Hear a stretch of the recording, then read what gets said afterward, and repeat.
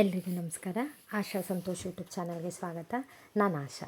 ನಮ್ಮ ದೇಶ ವೈವಿಧ್ಯಮಯ ಸಂಸ್ಕೃತಿಯ ದೇಶವಾಗಿದ್ದು, ವಿವಿಧ ರಾಜ್ಯಗಳು ಮತ್ತು ವಿವಿಧ ಪ್ರದೇಶಗಳಲ್ಲಿ ಹಬ್ಬಗಳನ್ನು ವಿಭಿನ್ನ ರೀತಿಯಲ್ಲಿ ಆಚರಿಸಲಾಗುತ್ತೆ.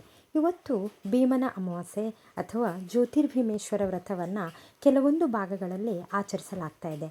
ಆದರೆ ನಮ್ಮ ಮಲೆನಾಡಿನ ತೊಟ್ಟಿಲಾದ ಸಿದ್ದಾಪುರದ ಹಳ್ಳಿಗಳಲ್ಲಿ ಈ ಭೀಮನ ಅಮಾವಾಸ್ಯೆಯನ್ನು ಕೊಡೆ ಅಮಾವಾಸ್ಯೆಯಾಗಿ ಆಚರಿಸಲಾಗುತ್ತೆ.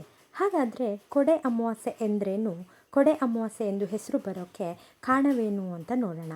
ನಮ್ಮ ಹಳ್ಳಿಗಳಲ್ಲಿ ಈ ಅಮಾವಾಸ್ಯೆ ಎಂದೇ ನೂತನವಾಗಿ ಮದುವೆಯಾದ ವಧುವರರನ್ನು, ಅಂದರೆ ಈ ವರ್ಷದ ಕೊಡೆ ಅಮಾವಾಸ್ಯೆಯ ಒಳಗೆ ಮದುವೆಯಾದ ಜೋಡಿಯನ್ನು ವಧುವಿನ ಮನೆಯವರು, ಅಂದರೆ ತವರು ಮನೆಯವರು, ಮಗಳು ಮತ್ತು ಅಳಿಯನನ್ನು ಹಬ್ಬಕ್ಕೆ ಆಹ್ವಾನಿಸಿ ಭಾರಿ ಔತಣವೇರ್ಪಡಿಸಿ ಸತ್ಕರಿಸಿ ಅವರು ಹಬ್ಬ ಮುಗಿಸಿ ಹೋಗುವಾಗ ಅಳಿಯ ಮತ್ತು ಮಗಳಿಗೆ ಕೊಡೆಯನ್ನು ಕಟ್ಟಿ ಕಳಿಸ್ತಾರೆ. ಆದ್ದರಿಂದ ಇದಕ್ಕೆ ಕೊಡೆ ಅಮಾವಾಸ್ಯೆ ಎಂದು ಹೆಸರು ಬಂದಿದೆ. ಕೊಡೆ ಅಮಾವಾಸ್ಯೆಯ ಉದ್ದೇಶ ಇಷ್ಟೇ, ಅಂದರೆ ಮಗಳನ್ನು ಪ್ರೀತಿಯಿಂದ ಸಾಕಿ ಸಲುಹಿ ಮದುವೆಯಾಗಿ ಅಳಿಯನ ಮನೆಗೆ ಕಳುಹಿಸುವ ಅಪ್ಪ ಅಮ್ಮ ಅಣ್ಣಂದಿರಿಗೆ ಮನಸ್ಸಿನ ಒಳಗಡೆ ಎಲ್ಲೋ ಒಂದು ಕಡೆ ನೋವು ಸಂಕಟ ಇದ್ದೇ ಇರುತ್ತೆ. ಪದೇ ಪದೇ ಮಗಳು ಜೋಪಾನ ಅಂತ ಹೇಳ್ಕೊಳಕ್ಕಾಗ್ತಾ ಇರೋದಿಲ್ಲ. ಇಂತಹ ಹಬ್ಬಗಳು ಇಂಡೈರೆಕ್ಟ್ ಸಂದೇಶವನ್ನು ಸಾರ್ತವೆ.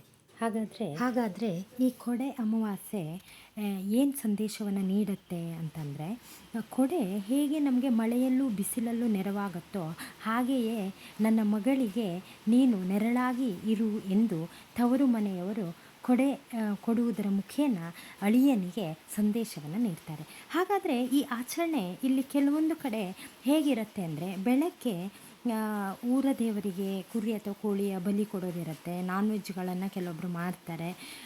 ಇವತ್ತಿಗೆ ನಾನ್ ವೆಜ್ ತಿನ್ನೋದು ಲಾಸ್ಟ್ ಆಗಿರುತ್ತೆ. ಅಂದರೆ ನಾಳೆಯಿಂದ ಶ್ರಾವಣ ಮಾಸ ಶುರುವಾಗೋದ್ರಿಂದ ಹಳ್ಳಿಯ ಜನರು ಹೆಚ್ಚು ದೇವರಲ್ಲಿ ನಂಬಿಕೆಯನ್ನು ಇಟ್ಕೊಂಡಿರೋದ್ರಿಂದ ನಾಳೆಯಿಂದ ಶ್ರಾವಣ ಮಾಸ ಮುಗಿಯುವವರೆಗೂ ನಾನ್ ವೆಜ್ಗಳನ್ನು ಅಷ್ಟೊಂದು ಕೆಲವೊಬ್ಬರ ಮನೆಯಲ್ಲಿ ತಿನ್ನೋದಿಲ್ಲ. ಈ ಶ್ರಾವಣ ಮಾಸದಲ್ಲಿ ಹಬ್ಬಗಳ ಸುರಿಮಳೆ ಇರುತ್ತೆ. ಈ ಒಂದು ಮಾಸಗಳಲ್ಲಿ ಈ ಒಂದು ತಿಂಗಳುಗಳ ಕಾಲ ನಾನ್ ವೆಜ್ಜನ್ನು ಸೇವಿಸೋದಿಲ್ಲ.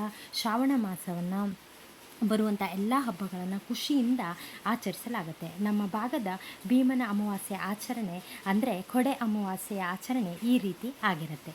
ವಿಡಿಯೋ ಇಷ್ಟ ಆದರೆ ಲೈಕ್ ಮಾಡಿ, ನನ್ನ ಚಾನಲ್ಗೆ ಸಬ್ಸ್ಕ್ರೈಬ್ ಮಾಡ್ಕೊಳ್ಳಿ. ಎಲ್ಲರಿಗೂ ಶುಭ ದಿನ.